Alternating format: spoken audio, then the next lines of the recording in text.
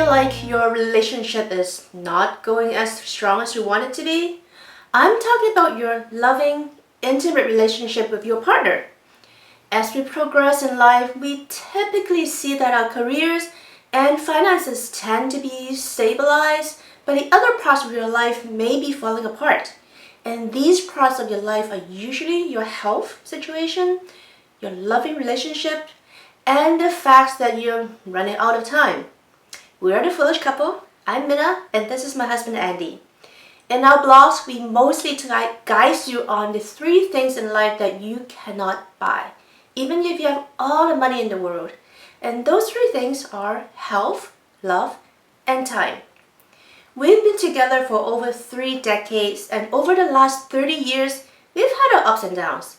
But we have also figured out a lot about what keeps some couples together while others fall apart. So today, we're going to kickstart a series on loving relationships where we talk about the glue, the sticky stuff that not only keeps a relationship together, but makes your relationship grow stronger and closer over time. Now, a couple weeks ago, we talked about how couples tend to argue over the smallest things and how most men would just own up to being at fault even though he may not believe that he's actually wrong. And by temporarily putting a band-aid on a couple's relationship, arguments that don't actually have a resolution can cause detrimental effects in the long term. If you haven't seen that blog, we have included a link in the transcripts below. As far as I can remember, I was the guy everyone called or talked to when they had relationship problems back in high school, through college, and through most of my adult years. It seems interesting now that it is one of the most important topics that not only couples need, but the singles that are looking for their special someone also needs. Many couples believe that it's normal for a relationship to fizzle over time, to the point that they may be just roommates or even frenemies, like my parents were for most of their lives, sharing the same house. We studied many couples' relationships, and it comes down to 4 levels. On the high side, the best case scenario is when a couple are lifelong lovers and their bond grows stronger day by day. This is where I feel like me and Minna's relationship is. The level down is where the couples are more like best friends. They get along just fine, but there's no more passion and there is no common vision between them. Now, there's 2 more levels down. The next level down is where a couple is more like roommates. They may share a place to live, but they sleep in separate rooms, they have separate lives, and that's actually not the worst. Now, on the bottom of the totem pole are couples that behave more like frenemies or maybe even enemies.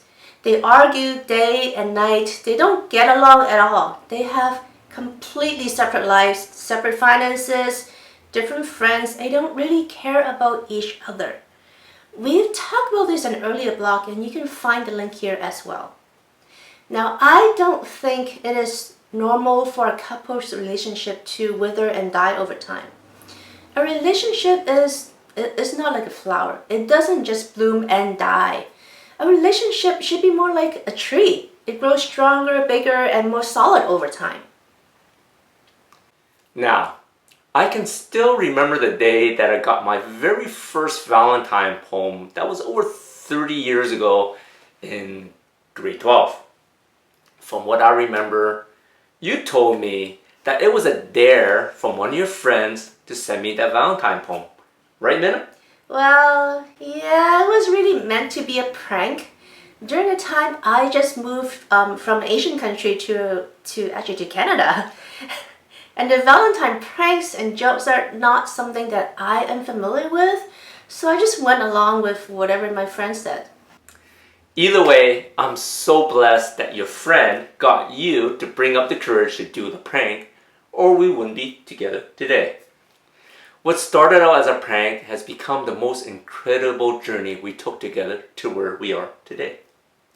Almost every couple we speak to tells us it's normal to have arguments from time to time.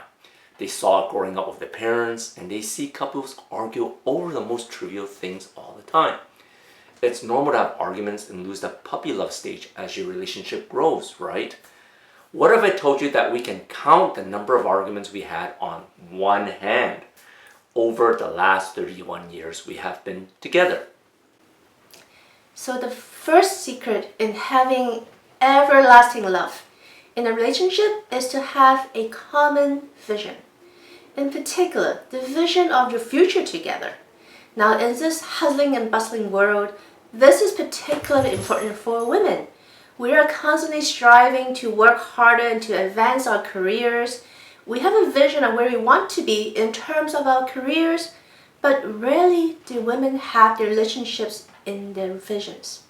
Now, you may have a picture or a dream of traveling the world, to live in a beautiful beachfront property, to retire financially well.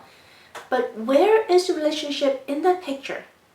The thing is, when you're in a relationship, it is actually in your best interest to work together and form a vision together. Because now you have two people working on the same dream, and you can share the work and also support each other. It is much easier to get to a goal when both of you are moving in the same direction. Now, men are guilty too.